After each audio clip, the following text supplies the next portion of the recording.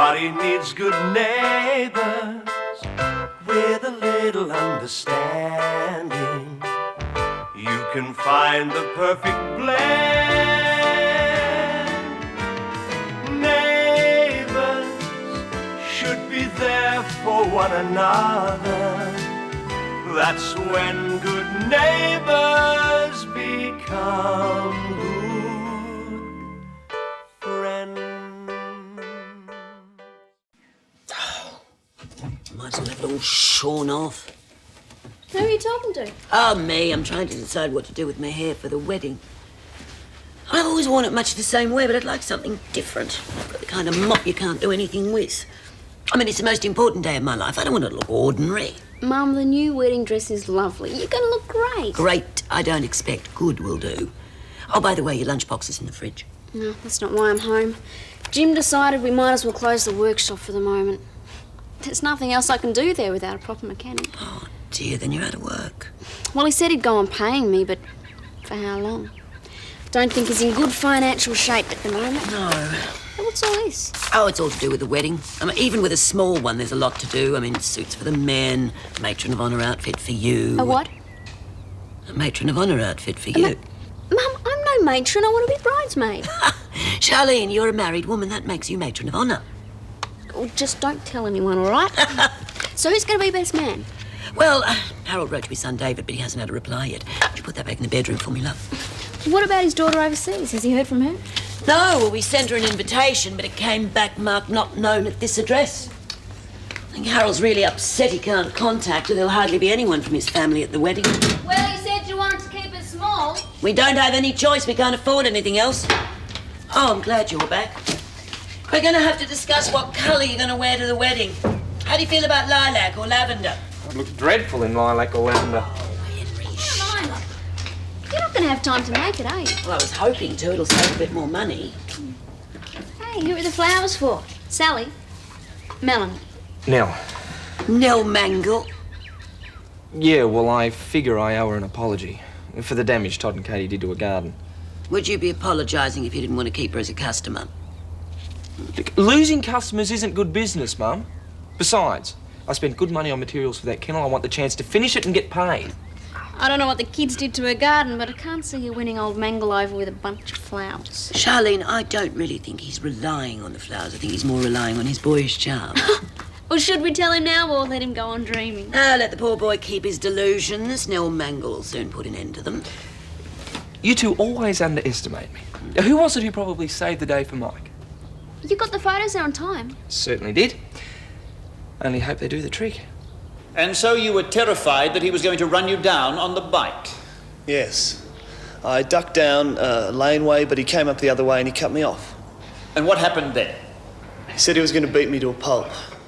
Did he do anything to carry out that threat? Well, just look at me. This is what he did. He's lying. Calm down. Michael get his chance. You weren't able to defend yourself? The first thing he did was bash me in the jaw with a bike helmet. I went down like a ton of bricks and then he laid the boot in. I didn't have much of a show. And then you eventually lost consciousness? I must have. The next thing I knew, Ted was trying to bring me round. Ted? By Ted you mean Mr. Edward Regan? That's right. Then Mr. Regan was with you when all this happened? No, but he saw it from a distance. He came running over as young rode Objection, Your Honour. Your Honour, that's already in the evidence of Mr. Edward Regan. I withdraw the question. Mike said Ted Regan wasn't even there. Yeah, I know. So the police were called and took you to hospital? I was in a pretty bad way. My spine was damaged. Objection. There is no medical evidence to support this assertion. Are your movements limited at all due to these injuries? I can't bend over. I can't move my arm properly or anything. And you believe that this handicap is a direct result of the assault by Michael Young? Well, what else? I was all right before he got to me. I think he was trying to kill me. Objection. There is no evidence of intent to kill. Thank you, Mr. Summers. That concludes my examination in chief of this witness, Your Honour. Mr. Randall, I have some photos here, Your Honour. I'd like to tender them and have them marked for identification, MFI1. They pertain to Mr. Summers' apparent disabilities. Very well. Mr. Field, would you like to see the photographs? Yes, Your Honour. I would like to have them shown to the jury, Your Honour, at this time. Very well.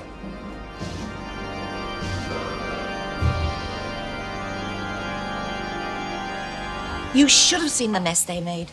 Cut grass everywhere and some of my best plants ripped out by the roots. Rampant vandalism. And to add insult to injury, when I went to complain to Jim Robinson, he was out and out rude to me. That just isn't right, Jim. Mind you, he's having more than his fair share of problems at the moment. Well, that's no excuse. No matter what concerns I may have, I always make a point of being pleasant and polite. Oh, yes. Anyway, with all the worries that are happening in the street, it's a good thing there's a happy event coming up, eh? And what may that be? My marriage. Well, I can't think of anything happier. We will have our own opinions about that. You may have noticed that I haven't replied to my invitation yet. I'm still trying to decide whether to attend or not. Mrs. Mangle, how can you even consider not coming? The Ramsay woman and I have never got on, and I very much doubt that altering her name to Bishop will change that fact. Yeah, but you and I have been friends for ages. I shall be very offended if you don't come. Oh, I didn't say I wouldn't come, Mr. Bishop. I simply said I hadn't decided. You must do what you think fit. Oh, Mrs. Mangle, I was hoping I'd find you here. Will you accept these as a small token of my regret about what happened this morning? They'll hardly replace all the plants the Landers girl dug up. I've already replanted those, and I've very carefully removed all the grass cuttings from your flower bed. It seems to me that's the least you could do. Well, I shan't be needing your services again. What about the dog kennel, Mrs. Mangle? Wouldn't you like me to finish that? I consider I've made it clear I've dispensed with your services altogether, and I see no reason why I should change my mind. Good day.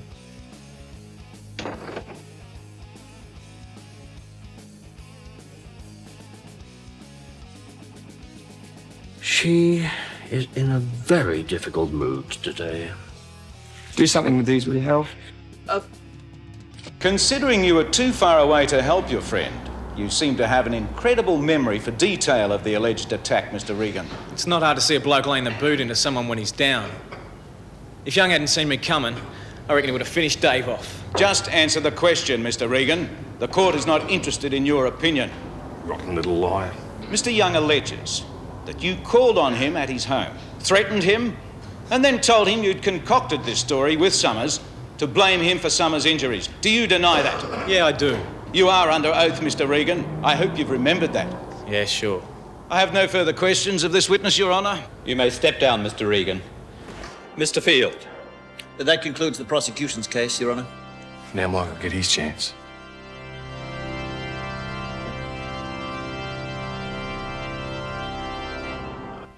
My colleague has attempted to show that Mr. Summers' disabilities may not be as severe as he claims, but this is not an issue in this case. We have the doctor's report, which clearly states that on admittance to hospital he was badly lacerated and bruised. You, however, insist that you didn't lay a finger on him. That's true. He got into some sort of brawl after I left. Ted Regan came and told me about it himself. Simply answer the questions, Mr. Young. Isn't it true that you felt that justice had not been done in the case of the death of your friend, Daphne Clarke? Yeah, that's true. And isn't it also true that you decided to do something about it yourself? To take the law into your own hands? I was pretty angry.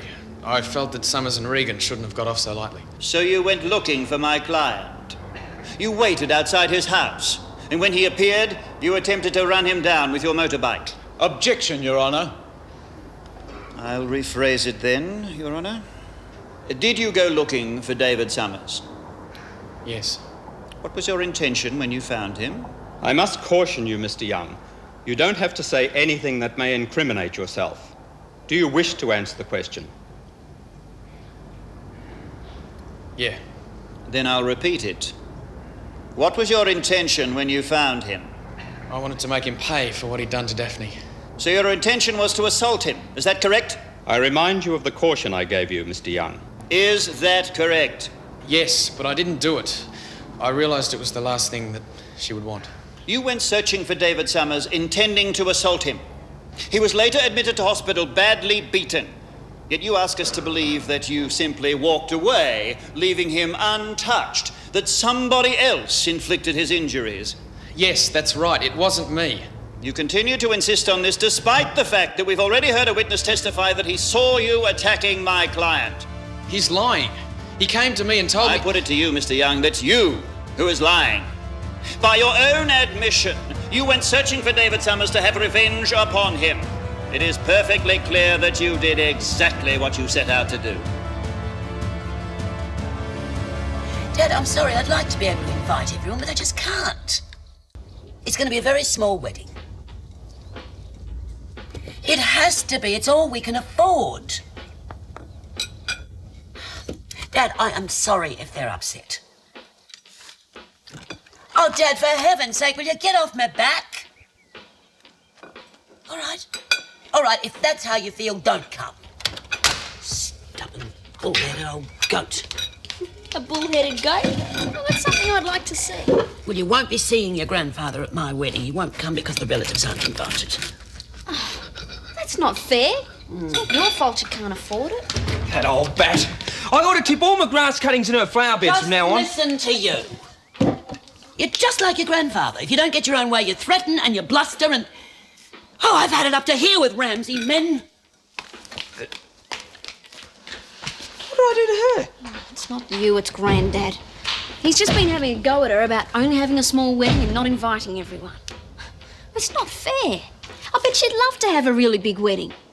If only Harold wasn't so tight-fisted. Oh, it really saddens me to think that I can't afford to give Madge the wedding that she deserves. When I think of the plans that I had a few months ago before I lost everything. Well, I'm sure she's just as happy with things the way they are, Harold. Oh, she put on a brave face. It's the kind of woman she is. Still, it'll be the proudest and happiest day of my life. We would have liked to have had everyone to celebrate with us, though. Still, one is forced to cut one's cloth to suit one's purse, eh? Most important thing is I'll be marrying the woman that I love. With all your closest friends there to wish you well. How much do I owe you, Harold? $5 exactly. Oh, exactly. There you are. Thank you. Gil. Very good of you to be looking after Jamie today. I enjoy it. I'm taking him to see Eileen. She must be very worried about Mike. Oh, of course, aren't we all? Listen, why don't you give these to Eileen? Originally meant for someone else, but they were not appreciated. Oh, that's very nice of you. Thank you, Harold. Bye-bye, Jamie. Little one, here he is. Bye-bye. Nell? Yes, Mrs. Daniels? I'd like to talk to you about Jim. If you want to apologise for his behaviour, I think it's up to him. No, I want to explain. You see, he's under terrible stress at the moment. We're all under stress, Mrs. Daniels. Modern life is full of it. It is, however, no excuse for insulting behaviour. And what are you doing with my flowers? No, these yours. Henry Ramsay gave them to me. Not that they made up in any way for the damage done to my garden. Obviously, Harold thought you didn't want them. Well, it's certainly not up to him to be giving them away. Though how Henry imagines that they could get around me, I do not know. Apart from the mess that was made in my garden this morning, I'm very angry about Bouncer's kennel. I ordered it ages ago, and all I've got to show for it is my backyard cluttered up with timber. Shouldn't you let Henry finish it? I told him that I'd have no further dealings with him whatsoever. Oh, dear, that's a pity. I mean, he might have just won that prize money. Prize money? What prize money? Well, apparently Henry has designed a very imaginative dog kennel for Bouncer. It's good enough to win the competition in the Erinsborough News. And the winning household gets a 6-month supply of pet food and $100. Yes, I had heard that the paper was doing something like that. Well, actually, I'd read about it. Of course, you have to be in it to win it. Yes. Still, I'm not happy about the way I've been treated. Well, Henry apologized, didn't he? Well, I'll give the matter some more thought. Looking after him. Yes, I'm taking him to see Eileen. Poor Eileen. Why don't you give her these from me? Thank you, Nell, I will. It seems that your grandmother is destined to have these.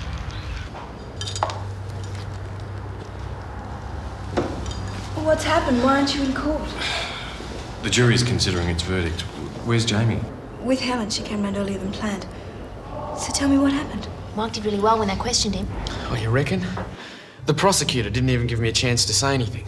Mike, the photographs we took must have made the jury doubt Summers' evidence. That's right. It proves that he wasn't as badly hurt as he reckons. Yeah, but they still made me admit that I went after Summers to beat him up, didn't they? I mean, that's enough to get me convicted and sent to prison. No way. It's going your way.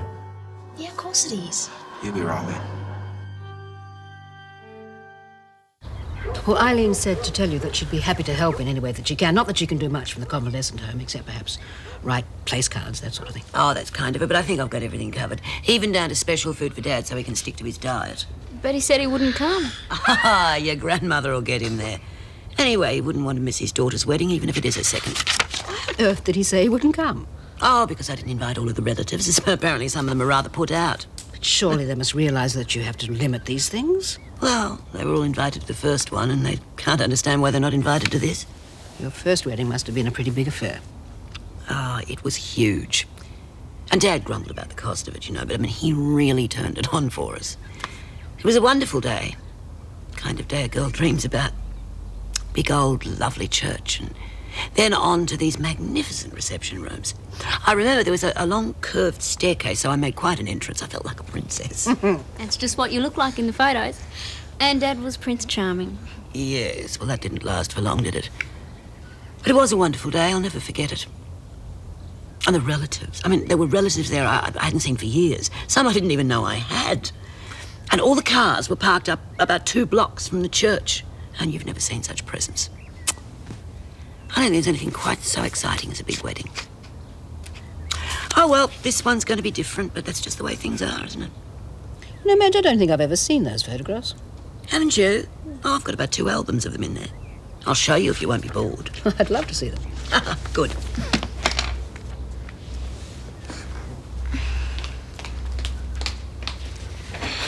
Poor Mum. I think she'd do anything to have another big wedding. Sounds like it. But I'm afraid it doesn't seem possible. The quiche was a little dry today, Mr. Bishop. Well, it was quite fresh, I can assure you. Fresh but dry. Oh. Well, then what about another cup of tea on the house, eh? Well, that would be nice, but I'll have it later. I've got a lot of work to get on with. I do hope you decide to come to the wedding, Mrs. Mengle. I feel enough people coming as it is. Oh. Well, I suppose it is my duty to attend. What of your son, David? Any word from him? No, not as yet, although I expect to hear from him soon. Oh, it would be lovely to have him standing by me in the church. Does he take after you? Well, a little more dashing, I expect. Although he has never married. Never found the time. Very, very successful young man, you know. How nice. What a pity your daughter didn't turn out the same way. Oh, yes. Unfortunately, there's always a bad apple in every barrel. Speaking of which... I'll call back later. Henry, Yes, Mrs. Mengle? I've decided to allow you to finish Bouncer's kennel, so long as you do it within the next day or so. Oh, good on you, Mrs. Mengle. Yeah, what made you change your mind? It's for Bouncer's sake. I think he deserves his own little house. And I don't see why he should miss out because of our differences. I'll make it the best doghouse ever, Mrs. Mengle. I hope so. A very imaginative one, I trust. Ah, you bet. Ed, can I keep mowing your lawns as well? That depends on whether you finish the dog kennel without any further unpleasant incidents.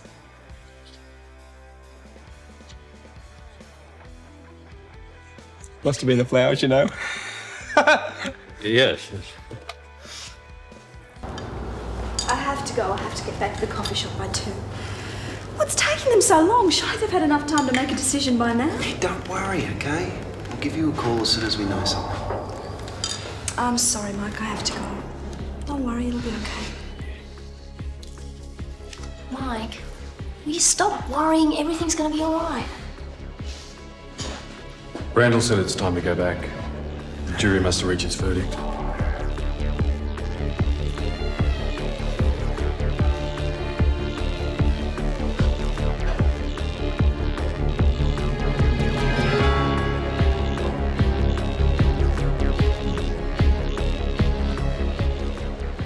Have you reached a verdict on the charge of assault occasioning grievous bodily harm?